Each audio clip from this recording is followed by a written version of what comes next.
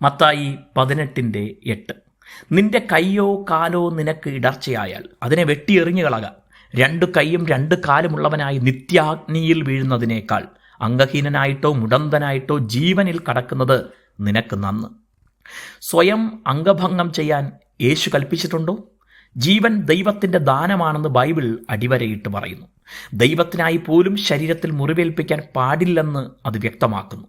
നമ്മുടെ ശരീരം ദൈവത്തിൻ്റെ പരിശുദ്ധാത്മാവ് വസിക്കുന്ന മന്ദിരമാണെന്ന് ആവർത്തിക്കുന്നു.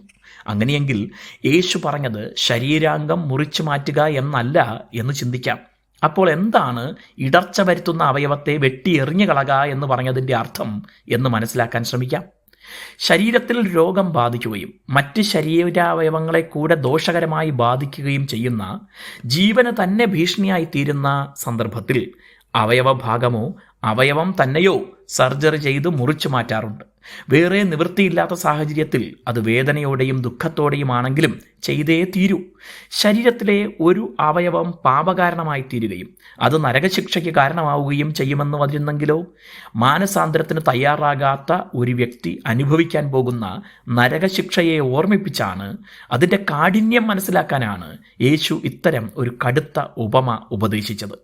ഒരിക്കലും അവസാനിക്കാത്ത നരകത്തിൽ എക്കാലവും ശിക്ഷ അനുഭവിക്കുന്നത് ഓർക്കുമ്പോൾ അതിനേക്കാൾ ഒരു അവയവമില്ലാതെ വന്നാലും പാപം ചെയ്യാതെ ജീവിച്ച് സ്വർഗത്തിൽ കടക്കുന്നതാണ് നല്ലത് എന്ന്. അടിസ്ഥാനപരമായി യേശു ഉദ്ദേശിച്ചത് പാപത്തിൽ നിന്ന് മോചനം പ്രാപിക്കുകയും വിശുദ്ധിയിൽ ജീവിക്കുകയും വേണം എന്നാണ്. സ്വർഗീയ അനുഗ്രഹങ്ങൾ ഓർത്താൽ ലോകവും അതിലെ മോഹങ്ങളും നമ്മെ വശീകരിക്കുകയില്ല.